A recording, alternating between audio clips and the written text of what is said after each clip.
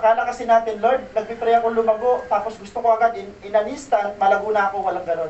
Ang paglago ho ay may proseso, at ang proseso na yon ay yung basic na tinuturo sa atin ng Biblia. Ano, lagi tayo magbasa ng Biblia, sana po huwag nyo kalimutan. Hindi nyo nga nakakalimutan mag-Facebook. Aray. Sino ho dito nakakalimot humawak ng cellphone buong araw, buong isang taon? Wala ho, di ba?